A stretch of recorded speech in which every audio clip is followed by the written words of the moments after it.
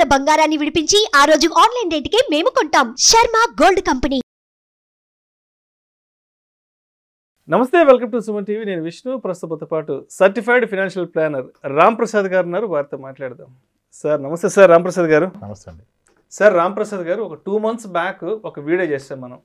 అంటే తక్కువ ఇన్కమ్ ఉన్న వాళ్ళు, నెలకు ఒక 15 నుంచి 20 వేల రూపాయలు వచ్చేవాళ్ళు ఎటువంటి ఇన్వెస్ట్మెంట్స్ చేయాలి అని నేను ఆ వీడియోలో అడిగినప్పుడు మీరు చెప్పారు 15-20 వేల రూపాయలు ఆదాయం వచ్చేవాళ్ళు ఎటువంటి ఇన్వెస్ట్మెంట్స్ చేయాల్సిన అవసరం లేదు, అనవసరంగా వేరే ఇన్వెస్ట్మెంట్స్ జోలికి వెళితే వాళ్ళకి రెగ్యులర్గా ఉండే కమిట్మెంట్స్ని డిస్టర్బ్ చేసుకోవాల్సిన అవసరం ఉంటుంది, వాటిని సాక్రిఫైస్ చేసుకోవాల్సిన అవసరం ఉంటుందని కూడా మీరు చాలా క్రిస్టల్ క్లియర్గా చెప్పారు. అంటే ఒక 20,000 వచ్చేవాళ్ళు దయచేసి ఎటువంటి ఇన్వెస్ట్మెంట్స్ జోలికి వెళ్ళకండి, హ్యాపీగా మీ పని మీరు చేసుకుంటాను కూడా చాలా డీటెయిల్గా చెప్పారు. ఆ వీడియో కూడా చాలా మంచి రీచ్ వెళ్ళింది, చాలా మంచి రెస్పాన్స్ కూడా వచ్చింది, చాలా బాగా రెస్పాండ్ అయ్యారు చాలామంది వాళ్ళ కామెంట్స్ రూపంలో.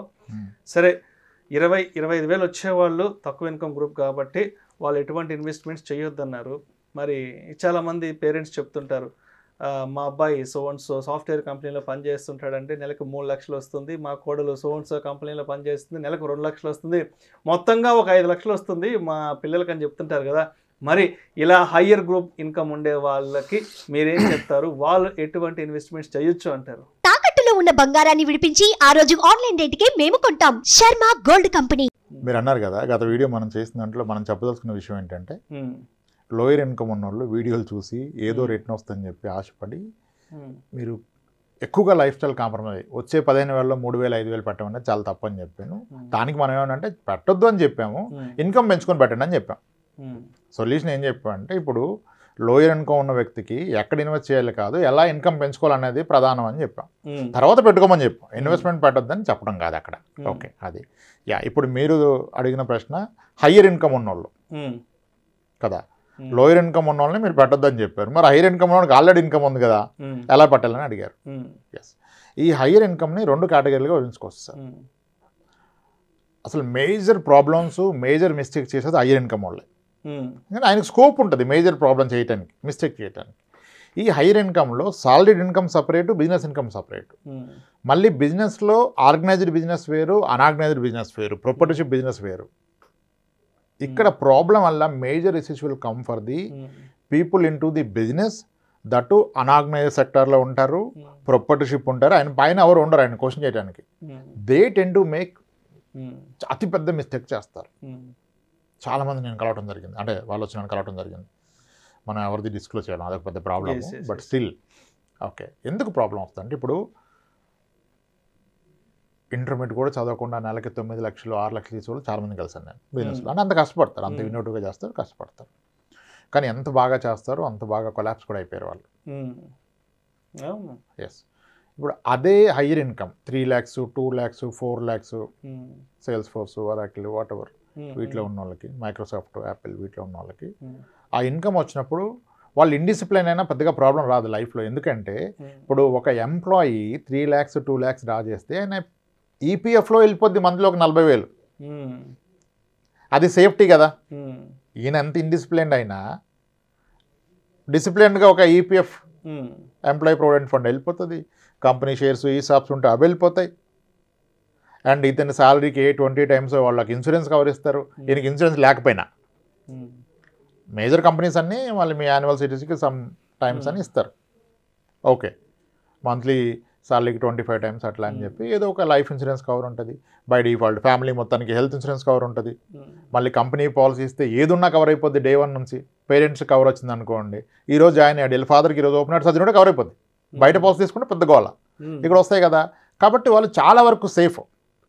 ఇన్వెస్ట్మెంట్ చేయకపోయినా, దుబారా ఖర్చులు పెట్టినా వాళ్ళకి back end by default organisation design చేస్తుంది. బేసిక్ సేఫ్టీ కొరకు మీ మ్యాండేటరీ ఈపీఎఫ్ కట్ అవుతుంది, స్టాక్స్ అసైన్ అవుతాయి, health insurance for the entire family ఉంటుంది, మీకంటూ ఒక లైఫ్ ఇన్సూరెన్స్ కవర్ ఉంటుంది. So that's way they are safe. So indiscipline నడిచిపోద్ది. ఈ ప్రాబ్లం వల్ల ఎవరికి వస్తుందంటే, ఈ హయ్యర్ ఇన్కమ్ సంపాదిస్తున్న బిజినెస్ ద్వారా అంత ఆర్గనైజ్ సెక్టర్ కాదు, అన్ఆర్గనైజ్ సెక్టారు, ఈయన ప్రొప్రైటర్షిప్ కంపెనీ, ఈయనే కింగ్, ఈయనే head, they ten to make more mistakes. వీళ్ళకి ఎక్కువ యాక్సెస్ ఉండదు, అందరితో మాట్లాడలేరు, అందరికీ చెప్పలేరు వస్తున్న ఇన్కమ్ని కూడా. అప్పుడు వీళ్ళకి ఏంటంటే బియాండ్ పాయింట్ ధైర్యం పెరిగిపోద్ది.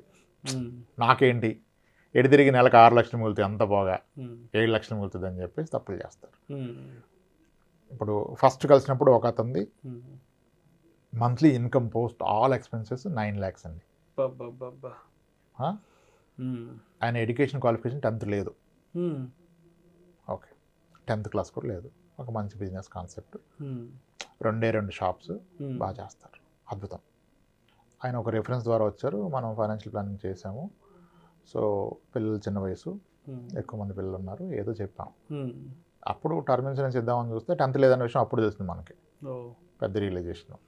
గ్రేట్, సరే సార్ ఇంకా మీరు చేయగలిగింది ఏం లేదు, ఎక్సలెంట్, పర్ఫెక్ట్, గ్రో అవుతున్నారు, డిసిప్లిన్గా ఉంటాడు, పద్ధతిగా ఉంటాడు, అంతా ఎక్సలెంట్ సార్, మీకు ప్రాబ్లమే లేదు. అసలు ఇన్వెస్ట్మెంట్స్ ఏం నడుస్తున్నాయంటే నేను ఇన్సూరెన్స్ పాలసీలు కడతా సార్, మంత్లీ ఒక 2 lakhs కడతా అన్నాడు.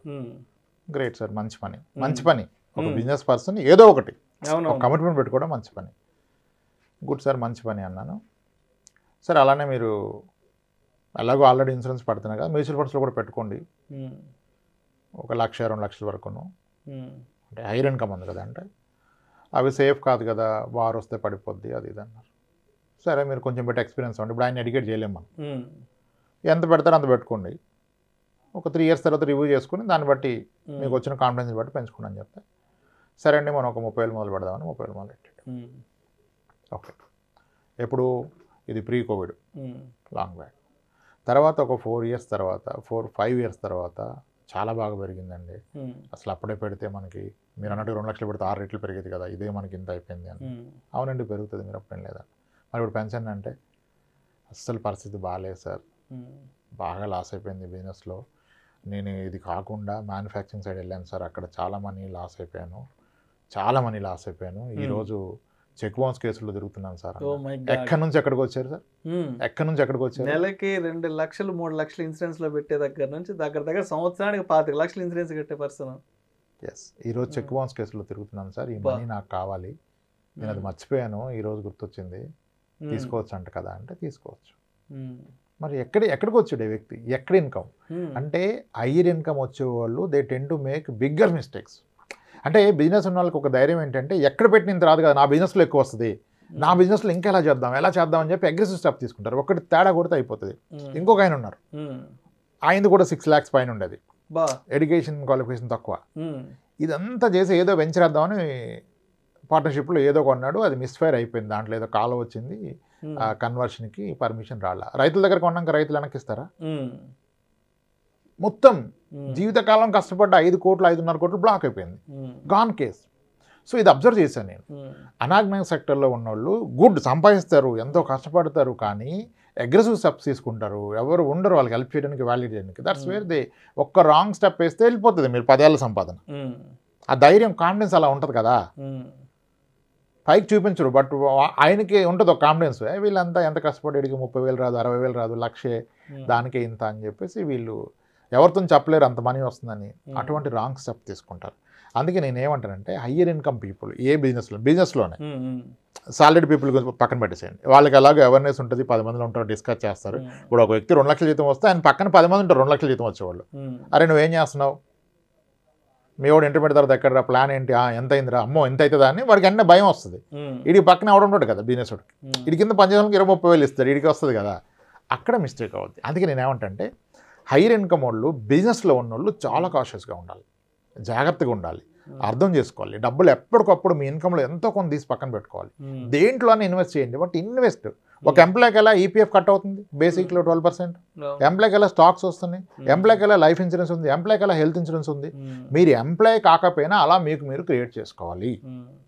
సమ్ పోర్షన్ మీ నెలవారీ వస్తున్న ప్రాఫిట్లో ఒక 30% అట్లీస్ట్ దేంట్లోనే ఇన్వెస్ట్ చేయండి. ఆర్డీ అయినా చేయండి మీ వైఫ్ పేరు మీద, మ్యూచువల్ ఫండ్ పెడితే ఉత్తమం, లేదు ఏదో ఒకటి, కానీ యూ టేక్అవుట్ సమ్ మనీ. ఇక్కడ అందరు బిలీవ్ చేసేది ఏంటంటే ఎక్కడ పెట్టినా ఎంత వస్తుంది సార్, 10% 15, నా వ్యాపారంలో నాకు 30 వస్తాయి సార్, మంత్లీ 10 కొడతాయి సార్, ఇయర్లీ డబుల్ అయిపోతుంది సార్ అంటాడు. అది నిజమే, కానీ అది మొత్తం ఒక దగ్గర అయిపోవట్లే. దాన్ని నమ్ముకొని వాళ్ళు దాన్ని నమ్ముకుంటారు, అక్కడ ప్రాబ్లం చేస్తారు. నేను ఏమంటానంటే ఒక బావి తవ్వారు మీరు నీళ్ళ కోసం, బావిలో నీళ్లు పడ్డాయి, నీట్గా కట్టుకున్నారు, ఇంకా మీరు ఎంత నీళ్ళు దాంట్లో పోసినా బావి నిండుతుందా? నిండుద్దా బావి? ఎప్పటికీ నిండదు. అదే మీరు బావిలోంచి నీళ్ళు తోడుకోవడం మొదలెడితే బావి ఖాళీ అయిపోద్దా? లేదు. అవదు. Same is business. బిజినెస్ ఒక స్టేజ్కి వచ్చాక you should start withdrawing money out of that for నీ ఫ్యామిలీ నీడ్స్కి, నీ భవిష్యత్తుకి. అక్కడే ఉండి రిస్క్ అయిపోతుంది దాంట్లో తేడా కొడితే. ఇప్పుడు అంత బావిలో ఒక మూత పాయిజన్ పోస్తే మొత్తం జీవితం. అదే వ్యాపారం. డైవర్సిఫై. హయ్యర్ ఇన్కమ్లో ప్రాబ్లమ్స్లోకి వెళ్ళేది బిజినెస్ పీపులే, సాలరీడ్ పీపుల్ వెళ్ళరు. వాడు ఎంత ఇండిసిప్లిన్డ్ అయినా ఏమున్నా ఆయనకన్ను కొన్ని ప్రొటెక్షన్స్ ఉంటాయి అండ్ చుట్టూరు పీపుల్ ఉంటాడు to compare. Yes, higher income పీపుల్కి ప్రాబ్లం.